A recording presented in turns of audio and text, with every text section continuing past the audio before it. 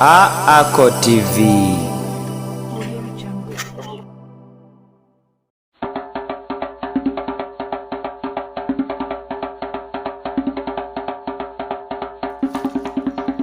Manya nabino obwenge kitiibwa agasinzira mu butonde bwago bw'ati bweyagereka kibe ddala nga weewaawo. Abakkiriza mwebale okusinza okugulumiza n'okutendereza oyo Katonda wa byonna. Nze omukkiriza Mukisa Kimera, ezo ennaku omusanvu ezikola enziringo.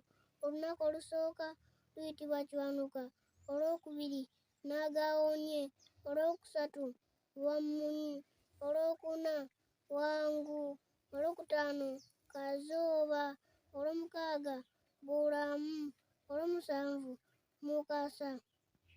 Olwaleero Lwakutaano, erinnya lyalwo liyitibwa Kazooba.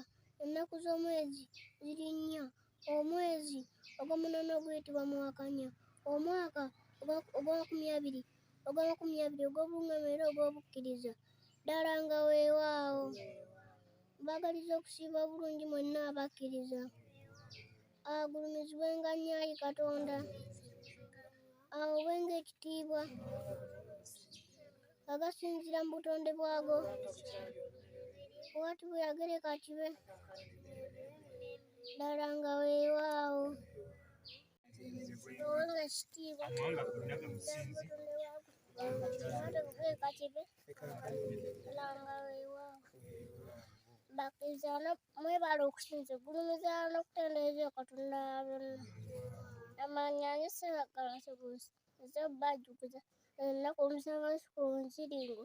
Kyokka Kiwanuka, olwokubiri Naagawoonye, olwokusatu Lwammunye, olwokuna Wangu, olwokutaano Kazooba, olwomukaaga Bulamu, olwomusanvu Mukasa. Olunaku tuŋŋeeko ng'addugavu okusinza okugulumiza n'okutendereza Katonda wa byonna. Bw'ati agulumizibwenga Nnyayi Katonda. Obwenge ekitiibwa agasinzira mu butonde bwago bw'ati bweyagereka kibe ddala nga weewaawo. Obwenge ekitiibwa agasinzira mu butonde bwago bw'ati bweyagereka kibe ddala nga weewaawo. Abakkiriza mwebale okusinza okugulumiza n'okutendereza oyo Katonda wa byonna. Amannya nze Nanseri Kigozi Kyoita, nzize obbajjukiza zino empagi ennya ezikola obukkiriza. Esooka bugumiikiriza, eyokubiri bwegendereza, eyokusatu buvumu, eyokuna bumalirivu. Ezo empagi ennya ezikola obukkiriza. Bw'ati agulumizibwenga Nnyayi Katonda.